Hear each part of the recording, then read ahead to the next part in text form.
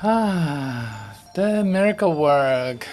I'm happy to see you here in the miracle work. It's great to continue with the chapters, and there's like a lot to discover always. And today specifically is around the idea of fear, and not to examine fear, but just to know a couple of things so that you don't get confused about it. And that will help you to just be yourself, not anything else. And it will help your world dissolve too at the same time. The world in which you think you might be completely stuck in or something. So yes, that's a little bit of the program. It's still chapter 2 that we're in, and yeah, healing of now fear as lack of love is actually the title of the section that we're looking at. But I did some, say, prep work and distilled some of the expressions in the chapter 2 for you. Put it on a sheet and share it. We'll share it with you. All right, so since we're warming up again, we did do that with a little bit of dancing or swinging on this incredible music. We also can do this by just going through the first 10 reviews of the first 10 lessons. And I will read them to you. So just as an, oh yeah, wait a minute, this is a course in miracles that we're actually discovering. And so the review is always good to let go, to learn, oh yeah, wait a minute, don't have to do that. Oh yes, I have to let go. I have to let go, let go, let go, let go, let go. Don't try to bring it all together in your thoughts. Don't try to glue it all together and making a world out of it. That's not necessary. No, my thoughts do not mean anything.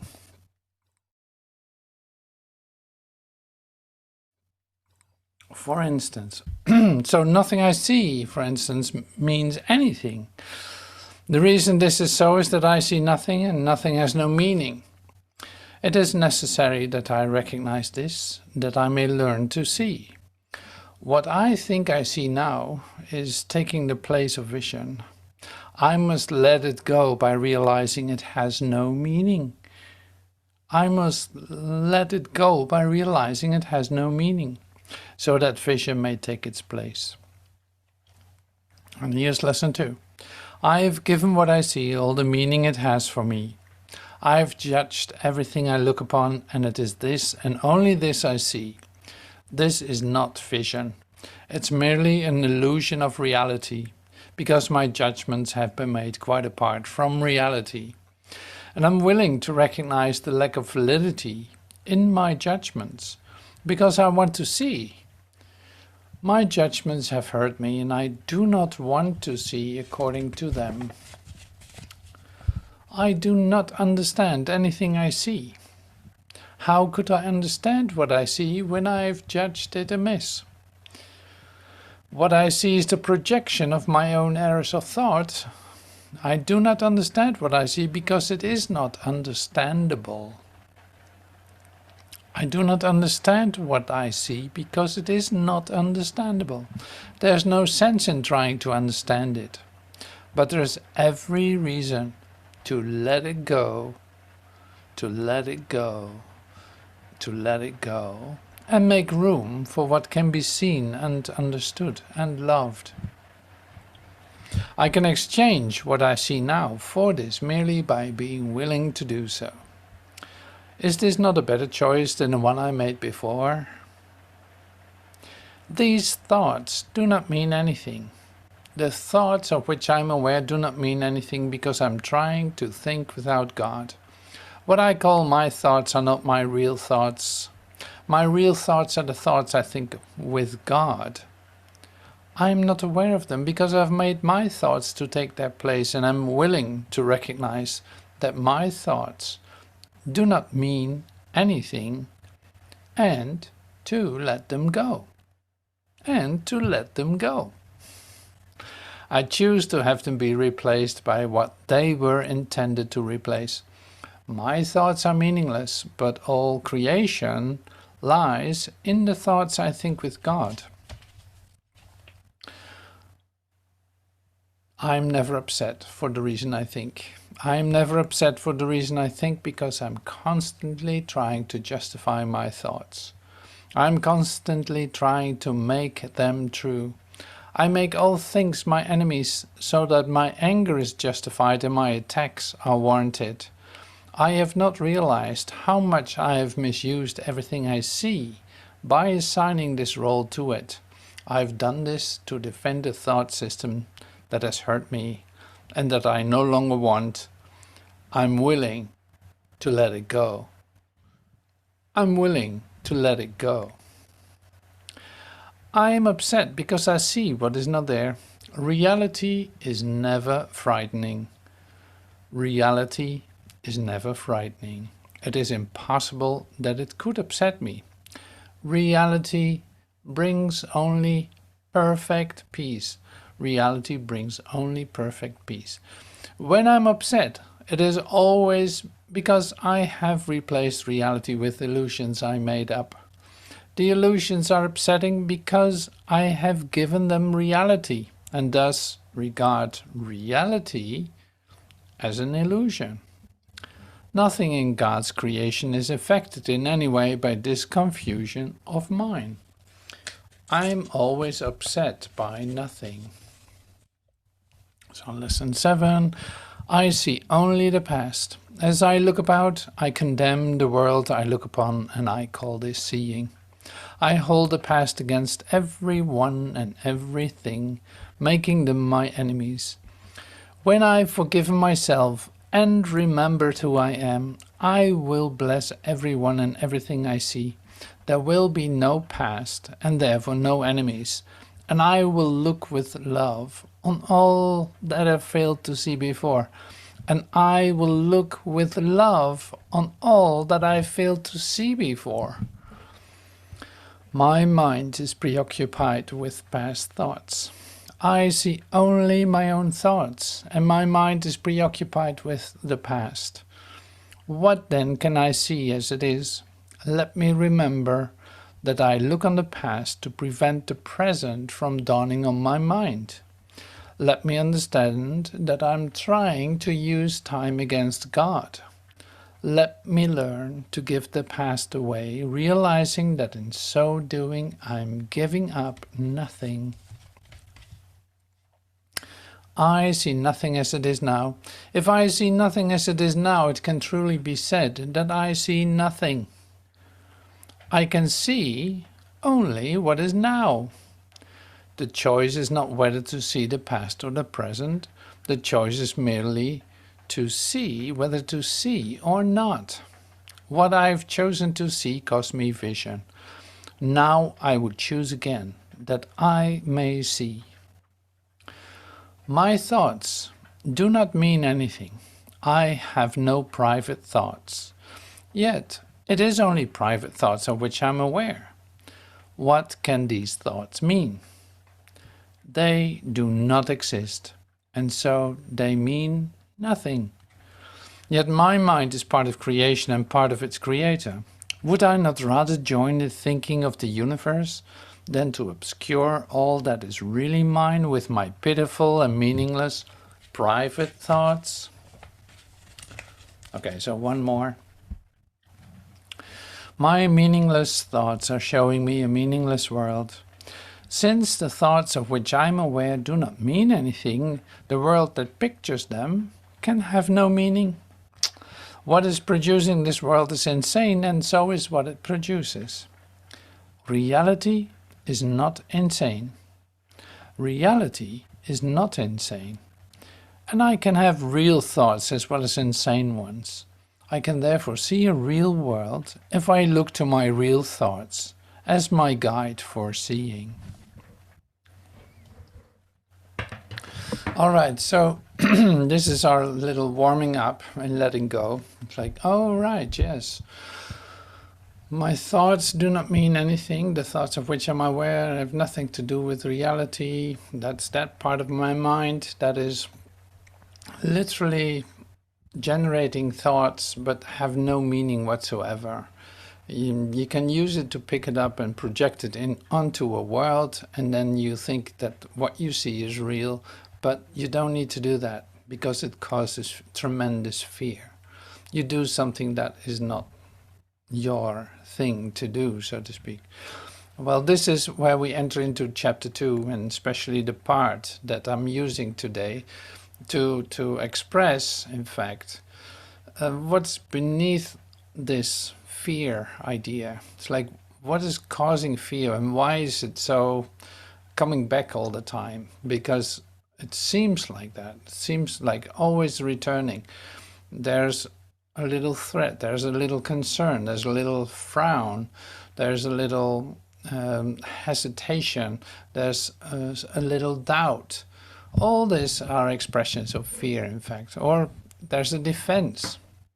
There's a defense. You defend yourself. Well, you don't do that if you don't feel attacked. So there must be something out there attacking you. All this is coming back to you continuously on a daily basis. And it's good to recognize how this actually works and where the confusion lies that perpetuates the idea of fear. It's like, where's the confusion that doesn't seem to rule out fear? Like, why, excuse me, why is it not disappearing? Why is it coming back all the time?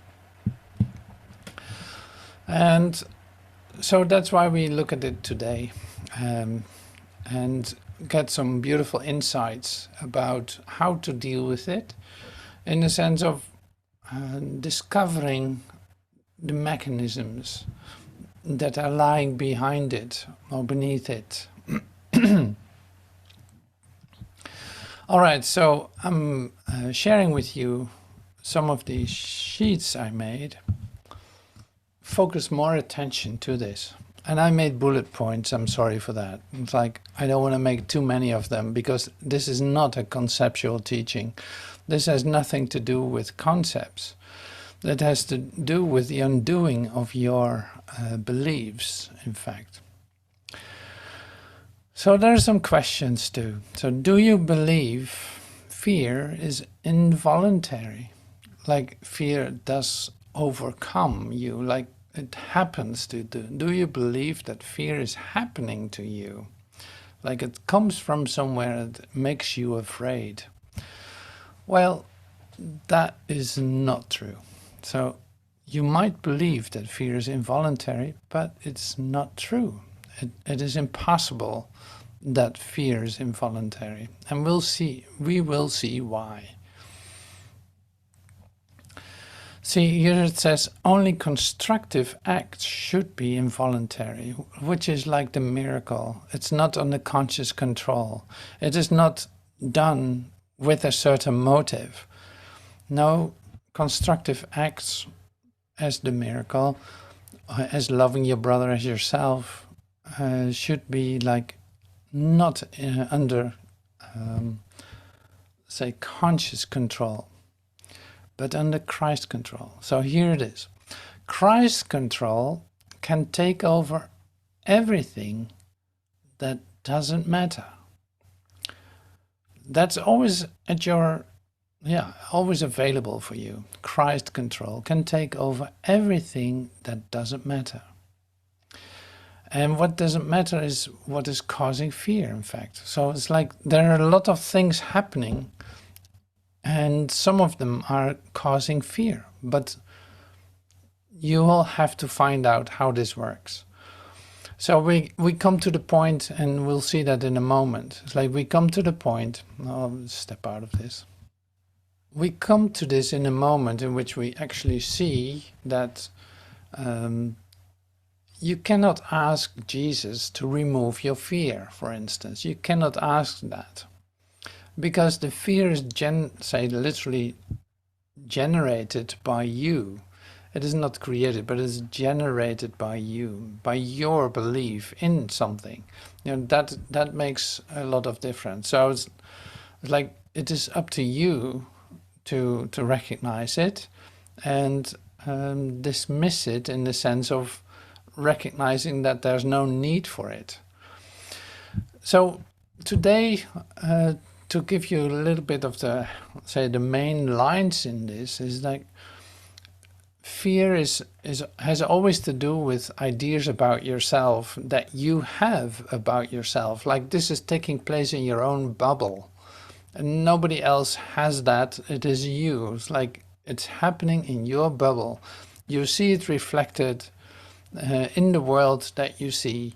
It has everything to do with your ideas about things and how you think it works. Now, there are different ways of coming to this fear. So one of them is wanting to perform a certain behavior, wanting to adapt yourself to a world, for instance. Doing that, you all recognize this. Well, like, you all had a job that you thought you had to do, but actually it was not what you wanted. It was not like your pure inspiration. No, you thought you had to do it. So, and that led to an incredible strain. It caused tension. And it brought you in all kinds of situations that you had no idea how to deal with it. But for one thing for sure is that they caused a lot of fear in you, because you did actually do something that you didn't want, that didn't align with your will. Well, this is the crux, you could say, of the generation of fear in your mind. You do something that you actually don't want, but you think you have to do it. So this is interesting. And you can, of course, see, and this is then also the healing in all of it, when you align your will with the will of God, there would be no conflict, there would be no strain, there would be no tension whatsoever. So this is the only place, in fact, where you can be set free. If you see this in a time configuration, like if you see this on a timeline, the concerns about the past that you think you drag with you, the concerns about the future that you are preparing yourself to, are based on ideas that have nothing to do with your reality, but you sure as hell keep yourself busy with it, preparing yourself for the future, doing it different this time so that you tackle some of the problems that you were perceiving. And all this coping and, say, strategy to survive. So the strategy to survive will cause a lot of fear, because in fact you're going against God's will. There is nothing to fear. Like, God's will for you is perfect peace, like perfect peace. No, not a little bit, no, perfect peace. So there can be no conflict in that. So all your individual personal adaptations to what you think will save you is what is causing you fear. You could also say, like, whenever you did not make up your mind, you have all the reasons to be totally afraid, because you don't know anything. You did not make up your mind. You don't know what you want. You're just hovering around in endless circles that have nothing to do with anything except with your illusion about yourself, with your deception, with your, frantic looking for something that will take you out of where you find yourself. Well, this is basically the main story of today, or the main insight that you could get out of this. So it is it can be handy to already have heard this, what I shared, just to put the sheets that I'm sharing with you, the text that is coming from the chapter 2, to put us in a context, just another time. So here, do you believe fear is involuntary? Well, fear doesn't come from God. Fear does not come from Christ. So where does fear come from? From your own ideas about yourself. So only constructive acts should be involuntary, because the constructive acts are not under your responsibility. They are acted out by you, but not by your will, in sense of not by your control. Christ's control can take over everything that doesn't matter. Christ's guidance can direct everything that does matter, if you will so. So it's like, this is your guidance out of the fear. Christ's guidance can direct you, can direct everything that does matter, if you will so. So that is important to know, and we'll see why. Fear cannot be Christ-controlled, but it can be self-controlled. And why is that? It can be self-controlled because you're literally the one who started it. Excuse me. You're the one who started it, coming up with ideas that are actually bringing you straight into fear. If I think about tomorrow, that tomorrow is lacking something, I already feel the fear. I already feel the goosebumps on my back, like, oh no, what to do? Or starting to get yourself into a cold sweat. Like, oh my God, how am I supposed to do that? Oh my God. It's like, so this is you generating your own fear. And fear is always associated with what does not matter. What does not matter. It is not up to you, in other words. It has nothing to do with what will take place. So fear is always to do with something that is actually not really happening whatsoever. It is not your situation. It is literally your wish to be afraid, in fact. So it is associated with what does not matter. It prevents me, Jesus, from controlling it. It cannot be controlled by Jesus. The correction is therefore a matter of your will, because its presence shows that you have raised the unimportant to the higher level that it warrants. So what does that mean? So the correction is therefore a matter of your will. You will have to see that what you are thinking, so you see that you put yourself and your ideas on a higher level, thinking that your existence, that your life is in danger, and that is causing tremendous stress, you could say. You think that there might be a chance that you will not survive, or that you will not know how to deal with the situation, or that your physicality or whatever is being threatened by something. But this is based then on you placing all these objects, all these to a level, say a deep level in which they can threaten you, as if they have real capacity to do so. See, and this is a confusion. You place that in a different order where they actually don't belong. And the different orders, what I mean is like as if it is a creative force against you. And there is no creative force against you. The only creative force that exists is in you. But it can never attack you. So that's why there's the correction that has to take place, is then that you realize, oh my God, it's actually starting here and nowhere else. It is starting in my mind, and I lifted it up to a level in which I think that my life is a danger. Or it's like my longevity is being threatened by it, in cases of like sickness or that kind of ideas. And that's of course not true, because it can never be true, because you're not that. So that is the whole confusion and misconception that is generating the fear in you, based on ideas that are just not true. So this is really good to realize, otherwise you will never be able to get out of it. And it will come back, it will come back. If you don't know how this mechanism works, it will come back to you.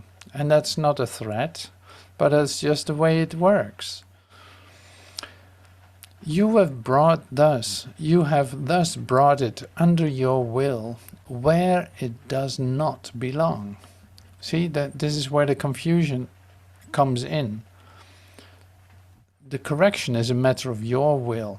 You cannot determine how your future will be, and you cannot, say, guarantee the continuation of you. You cannot continue that, because there's no need to do that, for one thing.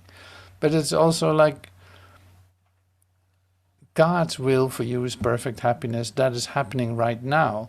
That is your will in the end. That is your will. Anything else is a deviation, like is a sidetrack, a detour into fear.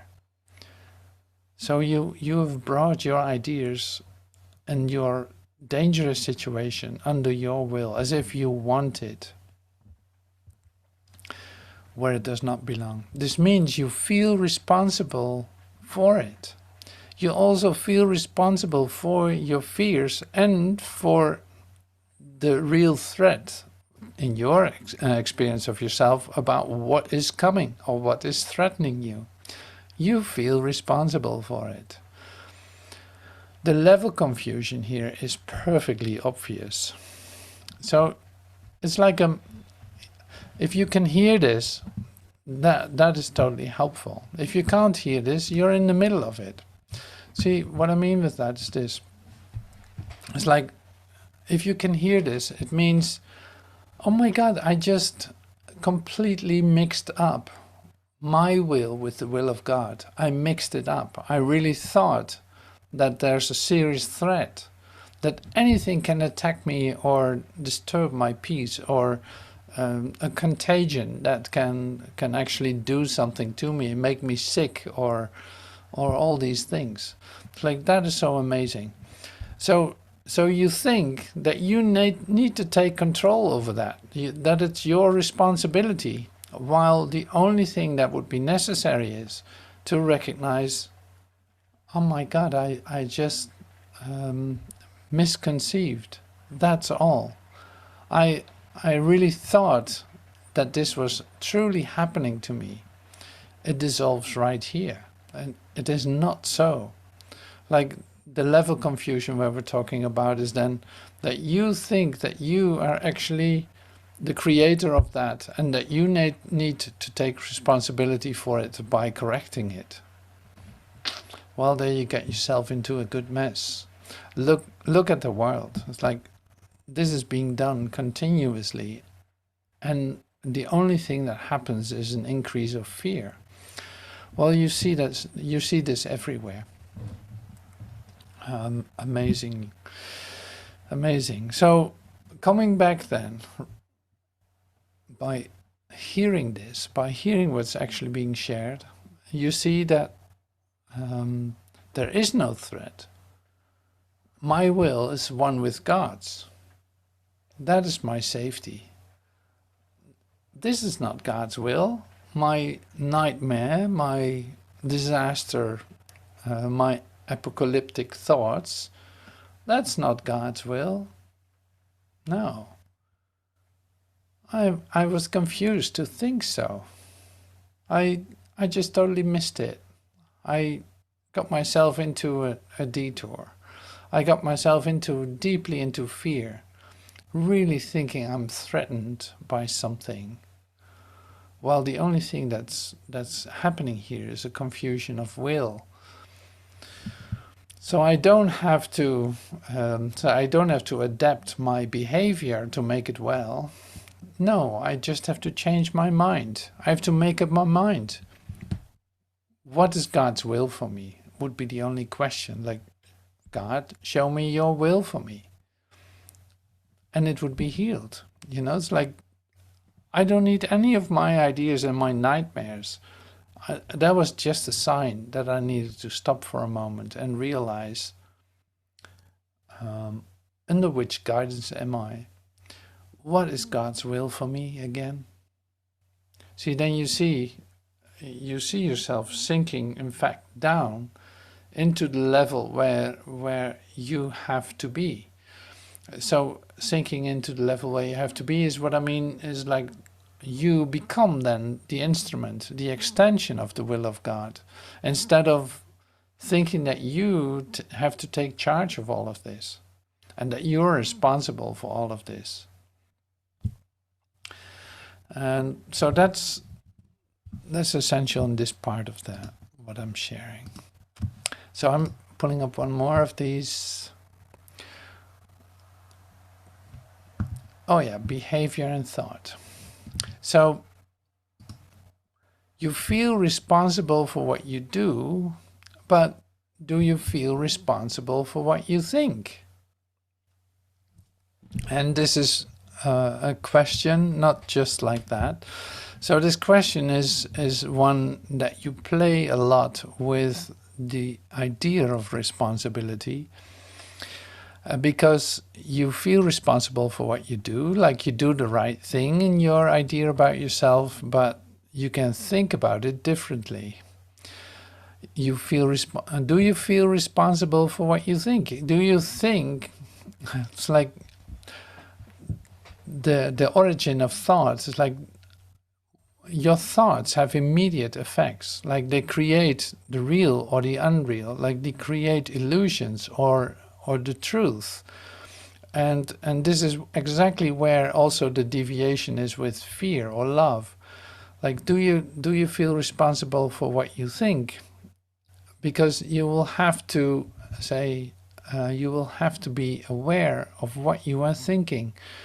You cannot just wander away in your thoughts just like that and thinking that it doesn't have any consequences.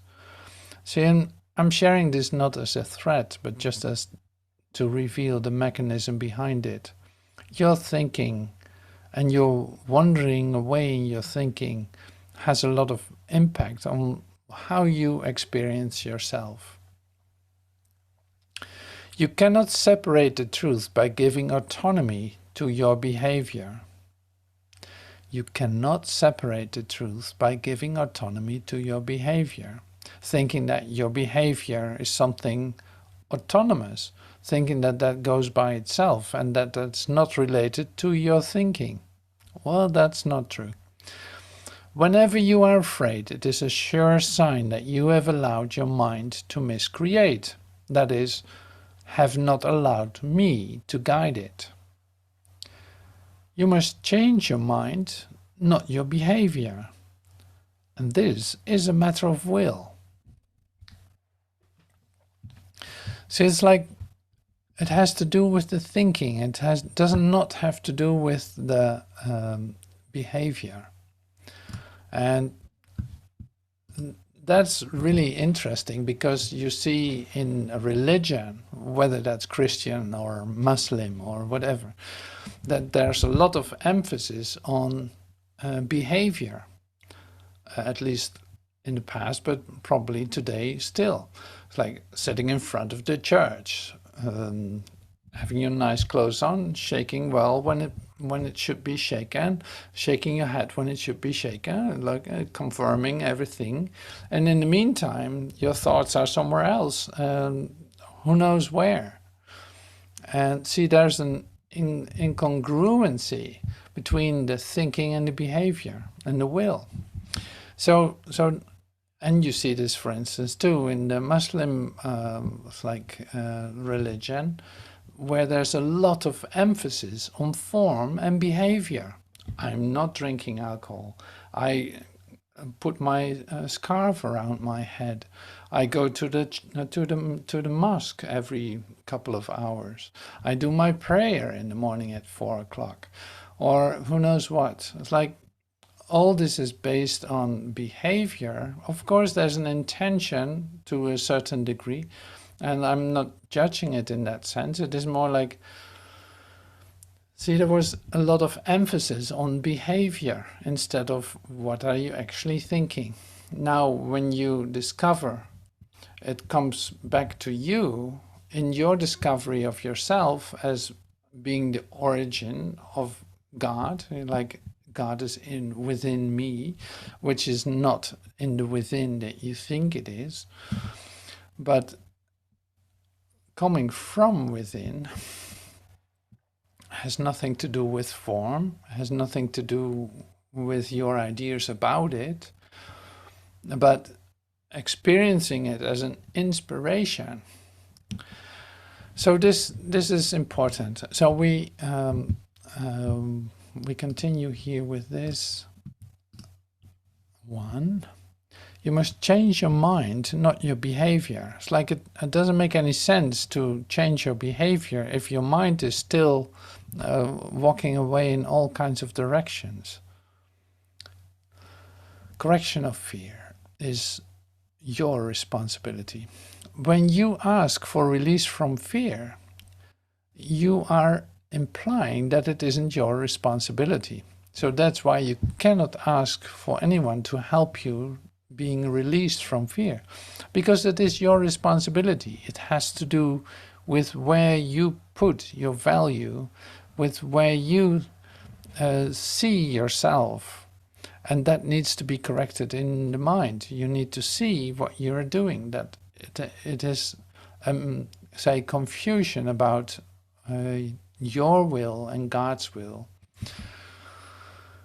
You should ask instead for help in the conditions which have brought the fear about. This condition always entails a separated mind willingness. At this level, you can help it. See, you are much too tolerant of mind wandering, thus passively condoning its miscreation. All right, so this is quite some expressions here. When you ask for the release from fear, you are implying that it is not your responsibility. And it is. Fear is, the correction of fear is your responsibility. And see, that's something that you have to work out with yourself. What I say with that is this. It's like you have to discover that you are creating that you are literally misperceiving it, that you are generating the fear by doing things that you should not do. For instance, projecting into the future, or evaluating yourself in how you think you're doing and thinking that it matters, or being threatened by something out there, not realizing that it all starts right here, that there is nothing outside your consciousness, that there's no thing that can threaten you, or that there's no matter with any capacity to hurt you. So this is great. This is good to hear, because it's like you will have to come to taking responsibility for your thinking instead of anything else. Like that will do the change. That will bring about the change.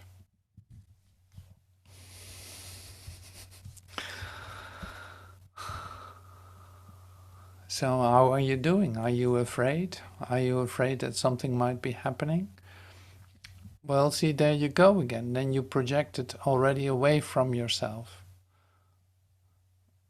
So here it is, like, okay, you feel fear. So what is going on? I'm actually thinking something, I'm willing something, or I'm thinking something that is not up to me, that I don't have to do. So who is guiding me? What is the will for God for me? These are questions that I have to ask to come to the rest. It's like I recognize that I'm the one causing the fear. Nothing else can do that. I can build fences around my house against a wolf out there, but still there will be a threat. So it doesn't take away the threat. Now, if I realize where I truly abide, being at home in heaven, like if I recognize where I truly abide, what is there to fear? So all these steps are helping us to come deeper into ourselves, into, say, aligning our will with the will of God, doing everything, say, in a Christ-controlled, say, letting your Christ self speak in you, learning to listen to the still small voice, that will be, say, the bridge to the peace of mind that you're looking for, to the release of fear. Suddenly it's like, oh yes, I don't have to do all these things. I don't have to protect myself. I don't have to figure out how to deal with situations or when to do what and how. Like all that is guided, Christ guided. If I listen, that is guided. It will be given to me how to deal with it. And that will bring me joy and the sense of connectedness that I'm looking for. So that's why we look at this, because it's literally like ecstatically a lot of fun. So the fundamental correction, fundamental correction is always the same. It comes back to before you will to do anything, ask me, ask Jesus, ask the Holy Spirit, if your will is in accord with mine. If you are sure that it is, there will be no fear. And if you are experiencing fear, you sure as hell know that it isn't like that. So you will have to ask again. It's like, ask me if your will is in accord with mine. Show me, show me what to do, where to go, what to say, and to whom. Like this on a continuing basis. Is this your will? You can ask too. Is this your will? And there will be an answer. So this is the fundamental correction of fear, you could say. It's like this will always be the same. You will end up here, whether you like it or not. It's like you will end up here in asking, show me what to do. Is this your will? Show me your will. I want to do your will. Decide for me. And all these steps that we can take. Fear arises. Okay, so fear is always a sign of strain. I said this in the beginning too, which arises whenever the will to do conflicts with what to do. You can will to do conflicting things either simultaneously or successively. You can behave as you think you should, like sitting in front of the church with your holy face, but without entirely willing to do so, actually wanting to do something else, who knows what. If you think about this, you will realize that in both cases, the will and the behavior are out of accord, resulting in a situation in which you are doing what you do not will.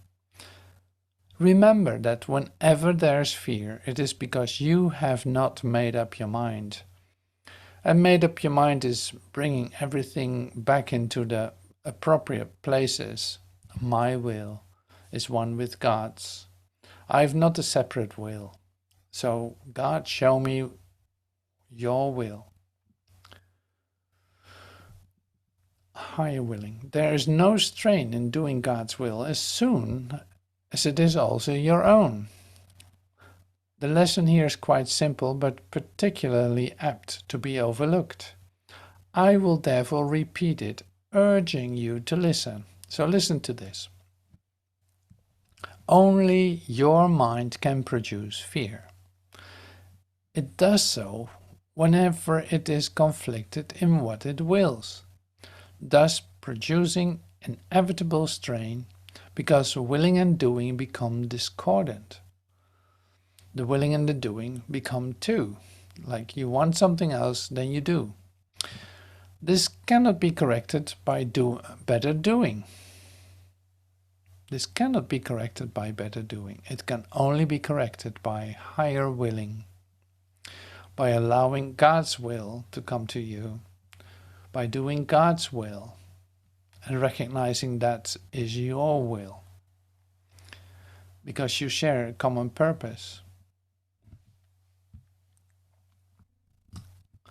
You agree with me on this. It's like God's will and my will are one. Okay, so my will and God's will are one. That's where my happiness lies. Like, I want to be happy. So this is where the miracle occurs.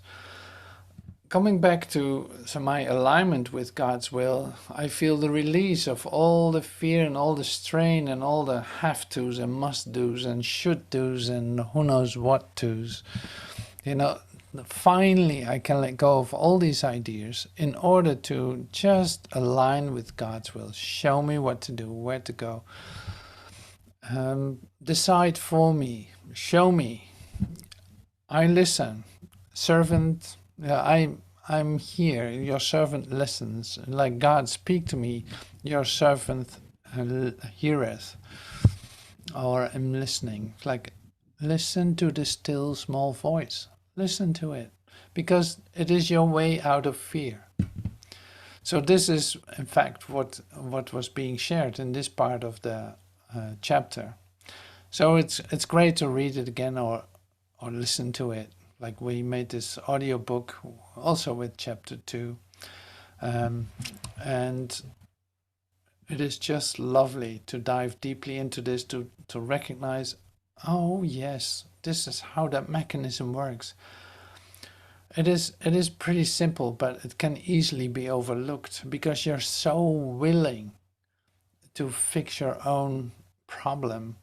You're so willing, you're so accustomed to doing instead of waiting and listening and aligning your will with God's, taking time to let that occur. So you could also say, like, the miracle, when the miracle happens, it is, you can experience it, you can feel it, because it will be a release of fear.